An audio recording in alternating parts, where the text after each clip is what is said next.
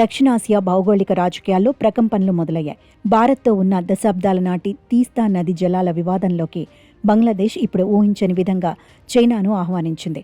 కోస్తా నది పునరుద్ధరణ, నిర్వహణ ప్రాజెక్టు కోసం చైనా సాంకేతిక, ఆర్థిక సాయాన్ని కోరుతూ తారిక్ రెహమాన్ ప్రభుత్వం తీసుకున్న నిర్ణయం ప్రస్తుతం చర్చనీయాంశంగా మారింది. బంగ్లాదేశ్ విదేశాంగ మంత్రి ఖలీలుర్ రెహమాన్ స్వయంగా చైనాలో పర్యటించి ఆ దేశ విదేశాంగ మంత్రి వాంగ్ యీతో భేటీ కావడం, దానికి చైనా సానుకూలంగా స్పందించడం భారత్ భద్రతా ప్రయోజనాలపై తీవ్ర ప్రభావం చూపేలా కనిపిస్తోంది. తూర్పు హిమాలయాల్లో జన్మించిన తీస్తా నది సిక్కిం, పశ్చిమ బెంగాల్ మీదుగా ప్రవహించి బంగ్లాదేశ్లోకి ప్రవేశిస్తుంది.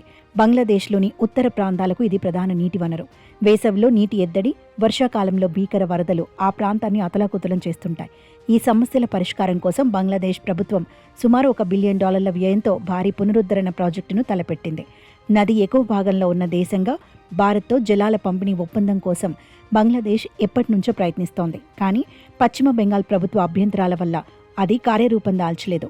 భారత్, బంగ్లాదేశ్ మధ్య ఉన్న ఈ విభేదాలను ఆసరాగా చేసుకుని చైనా తన పట్టును పెంచుకోవాలని చూస్తోంది. దక్షిణాసియాలో భారత్ ప్రాబల్యాన్ని తగ్గించడం చైనా చిరకాల వాంఛ. తీస్తా ప్రాజెక్టులో చైనా ఇంజనీర్లు నిధులు ప్రవేశిస్తే అది భారత్కు వ్యూహాత్మక సవాలుగా మారుతుంది. ముఖ్యంగా అత్యంత సున్నితమైన సిలిగురి కారిడార్ ప్రాంతానికి అతి సమీపంలో ఈ ప్రాజెక్టు పనులు జరుగుతాయి. మన సరిహద్దులకు కూతవేటు దూరంలో చైనా అధికారుల కదలికలు పెరగడం అంటే భారత రక్షణ వ్యవస్థకు అది పెనుముప్పుగా పరిణమించే అవకాశం ఉంది. బంగ్లాదేశ్ ప్రభుత్వం కావాలనే చైనాను రంగంలోకి దించి భారత్పై ఒత్తిడి పెంచాలని చూస్తోందని నిపుణులు విశ్లేషిస్తున్నారు. చైనాతో ఒప్పందం కుదుర్చుకుంటే భద్రతా కారణాల దృష్ట్యా భారత్ దిగివచ్చి తీస్తా జలాల ఒప్పందంపై సంతకం చేస్తుందని బంగ్లాదేశ్ భావిస్తోంది. అయితే అంతర్జాతీయ నదీ జలాల చట్టాల ప్రకారం ఎగువ దేశంగా భారత్కు కొన్ని హక్కులు ఉన్నప్పటికీ దిగువన ఉన్న బంగ్లాదేశ్ తీసుకున్న ఈ చైనా కార్డ్ ద్వైపాక్షిక సంబంధాలను మరింత క్లిష్టతరం చేస్తోంది.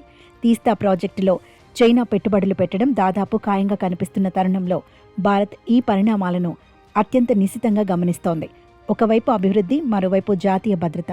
ఈ రెండింటి మధ్య భారత్ ఎలాంటి దౌత్యపరమైన అడుగులు వేస్తుందో చూడాలి.